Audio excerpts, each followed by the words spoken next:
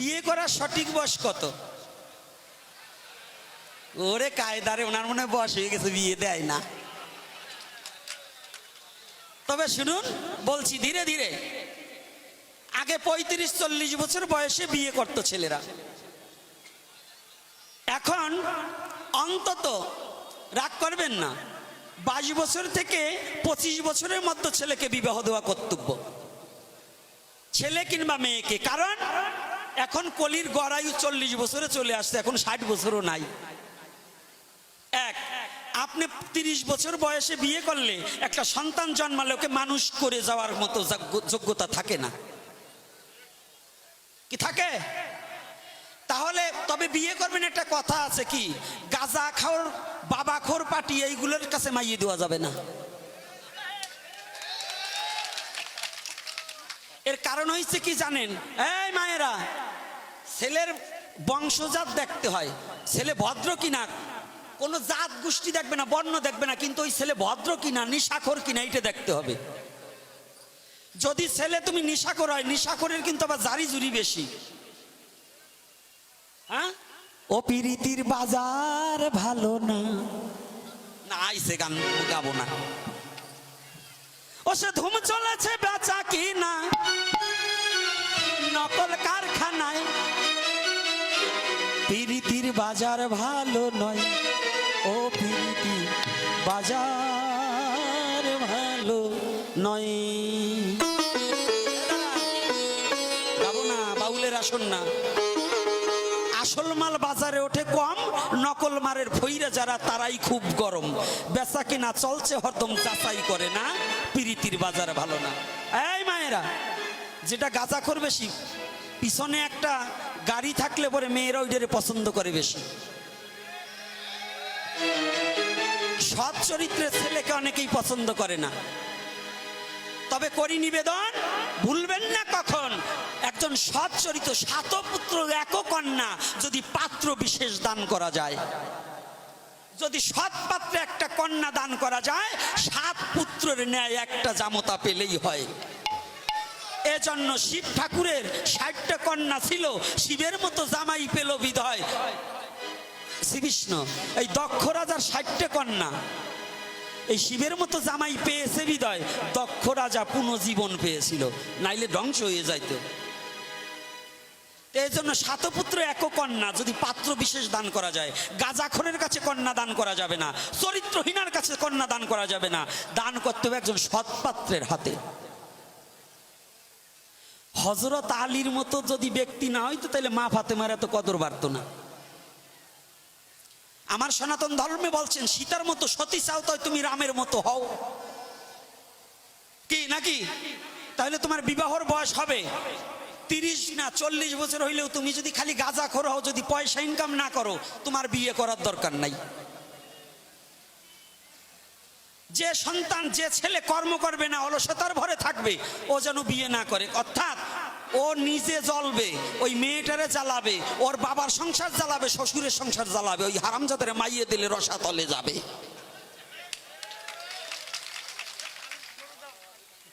কি রাগ করছো নাকি বাবা তোমরা? যে কয়টা ঘুমায় আর বাবার হোটেলে খায়, কয় এই হারামজাদারে আনছে কেন টাকা দিয়ে। আরে বাবা, কয় একানা তোর বউকো, কয় আমিও তো খুঁজি তাই। এইখানে প্রশ্ন করছে, প্রসাব করে জল নেয় না, এ বিষয়ে কঠোর হুঁশিয়ারি দেন। এ আমি দেবো কেন?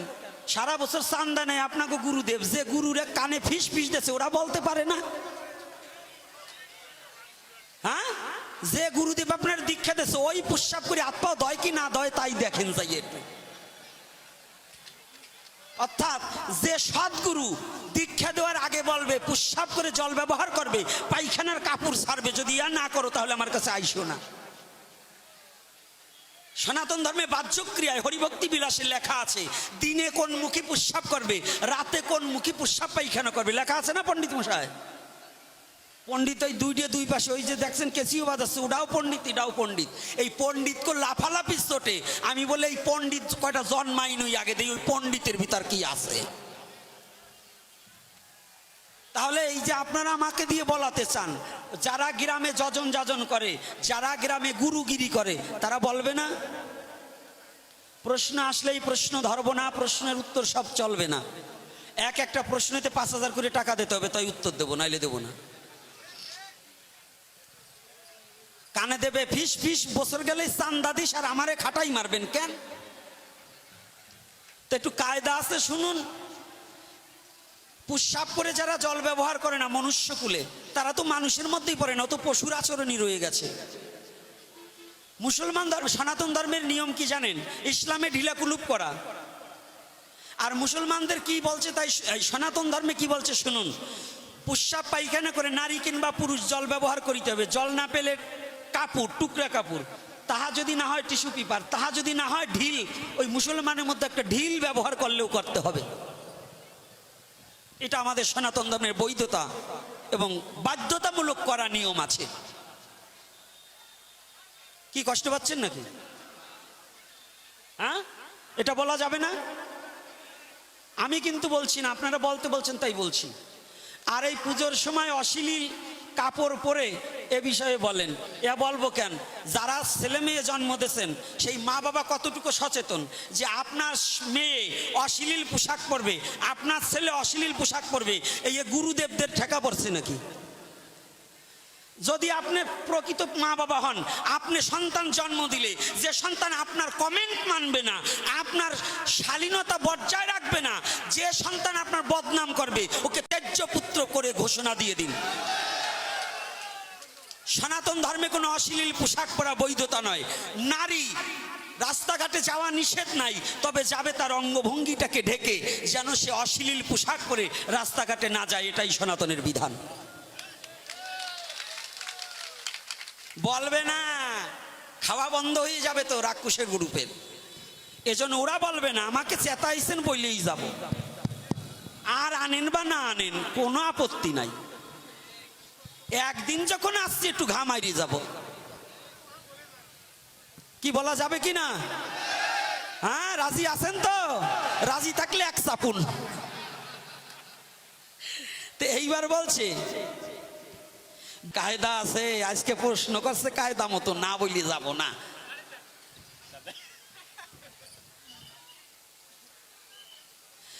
আমাদের পরহিংসা বেশি। কেউ সাধু হলে তিলকমালা পড়লে কেউ আবার হ্যাঁ মস্করা করে, তাই তো, টোন কাটে, তাই না? এটা হবে কেন জানেন?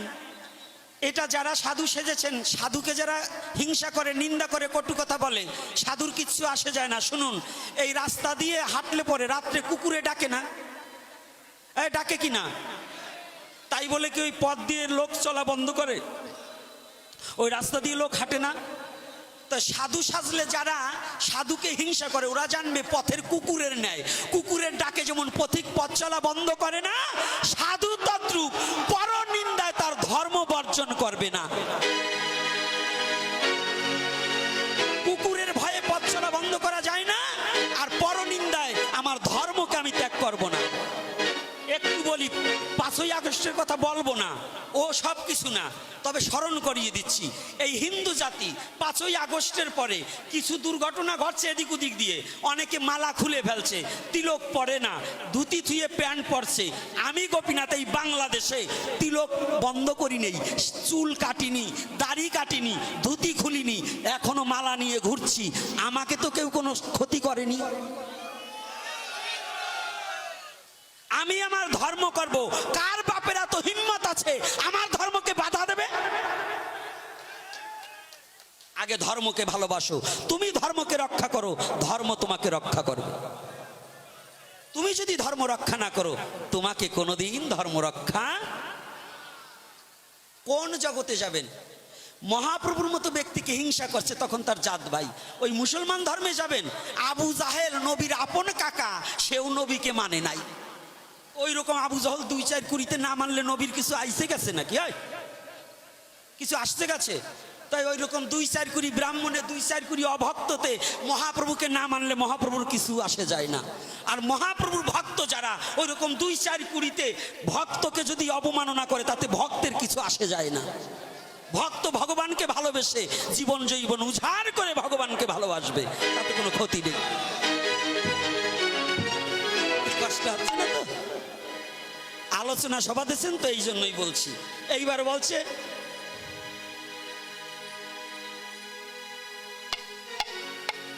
হংসরাজ সনাতনী যুব সংঘকে একটু সাহায্য করতে বলুন।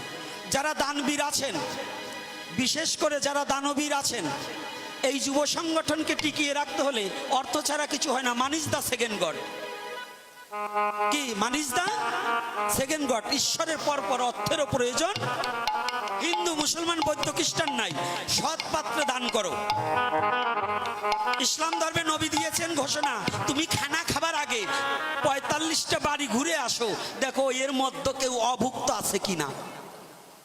যদি কেউ তুমি খানা খাওয়ার আগে ওই 45টা বাড়ির মধ্যে, কিংবা কেউ 40 বাড়িও বলা আছে, যদি কেউ অভুক্ত থাকে তাকে আগে খানা খাইয়ে তুমি খাবে, তাহলে তুমি ইমানদার ব্যক্তি হবে। সনাতন ধর্মে নিয়ম করেছে, তুমি যদি তোমার বাড়ির পাশের, আমাদের এই বাংলাদেশের একজন আন্তর্জাতিক খ্যাতি সুসম্পন্ন গুরুদেব, ভবতরণ সেবা সংঘের প্রতিষ্ঠাতা আচার্য শ্রীপদ নন্দদুলাল গোস্বামী মহাশয়, তিনি লিখলেন তার বাণীতে, তোমার পাশের বাড়ির আরতির আর্তনাদ যদি তোমার কর্ণে না যায়, তুমি বৃন্দাবনের বংশীধ্বনি কেমন করে শুনবে? শোনা যাবে? তোমার পাশের বাড়ির দুঃখী জনার কাতর কণ্ঠের চিৎকার যদি তোমার কানে না যায়, তাহলে তুমি ভগবানের বাঁশি বাজাচ্ছে, আজও বাজে, আজও বৃন্দাবনে বাঁশি বাজে,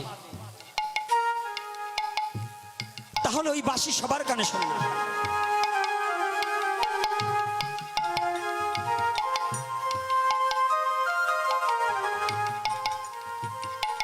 তাহলে যদি তুমি ক্ষুধার্ত ব্যক্তির ক্ষুধা নিবারণ না করতে পারো, আর এক জায়গা যে মন্দির করে দিলে, ওই মন্দিরে ভগবান থাকে না, ভগবান মানুষের মধ্যে থাকে। ইসলাম ধর্মে বলছে মমিনুল কলপে আল্লাহ, একজন মমিন ব্যক্তির কলপে সদা সর্বক্ষণ আল্লাহ থাকে। আর সনাতন ধর্মে কি বললেন? নাহং বৈকুণ্ঠে যোগিনং হৃদয়ে নচ মদ ভক্ত যত্র গায়ন্তি তত্র তৃষ্ণাবিহে নারদ। যে জগতে ভক্তকে ভালোবাসতে পারে না, সে ভগবানকে ভালোবাসতে পারে না। যে মানুষকে ভালোবাসতে পারে না, সে কোনোদিন ঈশ্বরকে ভালোবাসতে পারে না। যে মুসলমান মানুষকে হিংসা করে, সে মুসলমানের মধ্যেই পড়ে না। যে মুসলমান মানুষকে ভালোবাসতে পারে না, সে কোনোদিন আল্লাহর দিদার পাবে না। নাকি বাবা, না মিথ্যা বললাম? কি মিথ্যা বলছি? ভগবান নিজ মুখে বলছেন, নাহং বৈকুণ্ঠে যোগিনং হৃদয়ে নচ মদ ভক্ত তত্র গায়ন্ত্রী তত্র তৃষ্ণামিহে নারদ। ভগবান নিজে মুখে নারদকে প্রতিশ্রুতিবদ্ধ হয়েছে, আমি বৈকুণ্ঠে থাকি না, আমি যোগীর হৃদয়ে থাকি না, আমার ভক্তের হৃদয়ে মাঝে আমি চির অবস্থান করিয়া থাকি, আমি চিরই অবস্থান করিয়া থাকি। তাহলে অনেক সময় বসেছিলাম, এইবার আমি দাঁড়াবো, আপনারা বসে থাকবেন। আমি একটু দাঁড়িয়ে দাঁড়িয়ে দুটো কথা বলবো, নাকি বলবো? অনুমতি যদি পাই কি?